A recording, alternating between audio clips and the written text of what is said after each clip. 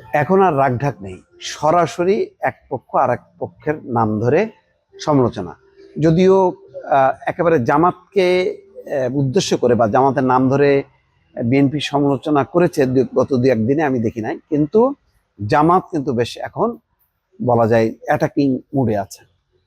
এবং সেই কারণে মানে পরিষ্কারভাবে একটা শব্দ ইউজ করছে দেখলাম যে হঠাৎ করেই বিএনপি পোলটি নিয়েছে, একটা রাজনৈতিক দল পোলটি নিয়েছে, তার মানে উল্টে গেছে, মানে যেইটা হওয়ার কথা ছিল তার বিপরীতে চলে গেছে, বিপরীতমুখী অবস্থানটাকে পোলটি। তো বিএনপির মতো রাজনৈতিক দল একটা রাজনৈতিক সিদ্ধান্ত নিয়ে পোলটি দিছে, এইটা কিন্তু খুব গুরুতর একটা অভিযোগ। কেন বলছে তার ব্যাখ্যা তিনি দিয়েছেন। বলছেন যে ঐকমত্য কমিশনের মাধ্যমে একমত হয়ে আমরা সবাই জুলাই সনদে স্বাক্ষর করেছি। সবকিছু পর্যালোচনা শেষে সবাই একমত হয়েছি একটি সাংবিধানিক আদেশের মাধ্যমে জুলাই সনদকে গ্রহণ করা হবে। এটার উপর একটা গণভোট হবে। গণভোটের পর যে নির্বাচন হবে, সেই নির্বাচনের সংসদের মাধ্যমে 270 দিনে এটাকে সংবিধানে যুক্ত করা হবে। সবকিছু ঠিক, আমরাও রাজি, বিএনপিও রাজি, কিন্তু হঠাৎ করেই বিএনপি পোলটি নিয়েছে। তারা এতদিন ধরে জাতীয় ঐকমত্য কমিশন থেকে জুলাই সনদে স্বাক্ষরের পর এখন বলছে আমরা এটা মানি না। বিএনপি বর্তমানে অন্যায়ভাবে সরকারের উপর চাপ সৃষ্টি করছে। এটা কুমিল্লার সদর দক্ষিণ উপজেলার একটা অনুষ্ঠানে তিনি এই কথা বলছেন। কিন্তু এখানে কয়েকটা প্রশ্ন, যেমন নির্বাচনের মাধ্যমে 270 দিনে এটাকে সংবিধানে যুক্ত করা হবে, এমন আলোচনা কি হয়েছে? অর্থাৎ ওই যে গণপরিষদ গঠনের ব্যাপারে বিএনপি বলছে যে এরকম কোনো আলোচনাই আসে না।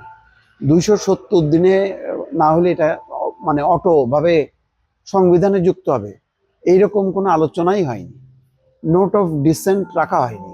তো এই কথাগুলি কি মিথ্যা? আর জুলাই সনদ স্বাক্ষরের পর বিএনপির কি চাওয়া যে এই সনদের উপর একটা গণভোট নেয়া, যে জনগণ এটার পরে সম্মতি আছে কিনা। তারপর হলো তারা আগেই বলেছে যে জুলাই সনদ বাস্তবায়নের উপযুক্ত ফোরাম হচ্ছে জাতীয় সংসদ। জাতীয় সংসদে সরকার এবং বিরোধী দলের সমস্ত বা স্বতন্ত্র সদস্য সবাই মিলে এটা বাস্তবায়ন করবে। এটা কিন্তু বিএনপি নতুন কথা না, বারবার বলে আসছে।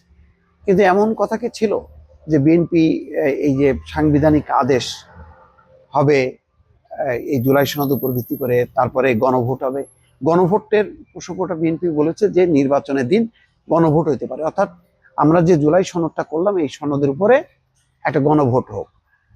তো তারপরেও যখন ডাক্তার তাহের বলছেন যে বিএনপি পোলটি নিয়েছে, কথা ছিল যে স্বাক্ষরের পর মানে সাংবিধানিক আদেশে সনদ বাস্তবায়ন হবে এবং এটার উপরে গণভোট হবে। এই বিষয়ে বিএনপির আমার ধারণা, যেহেতু গুরুতর একটা অভিযোগ করেছেন জামাতের নেতা যে বিএনপি পোলটি দিয়েছে, অর্থাৎ একদম বিপরীত অবস্থান নিয়েছে, এটার একটা ব্যাখ্যা না থাকলে আরো এটা অনেক মানে দূরত্ব তৈরি হবে, ভুল বোঝাবুঝি তৈরি হবে। সুতরাং এই বক্তব্যের উপরে বিএনপির একটা ব্যাখ্যা আসা উচিত। দর্শক।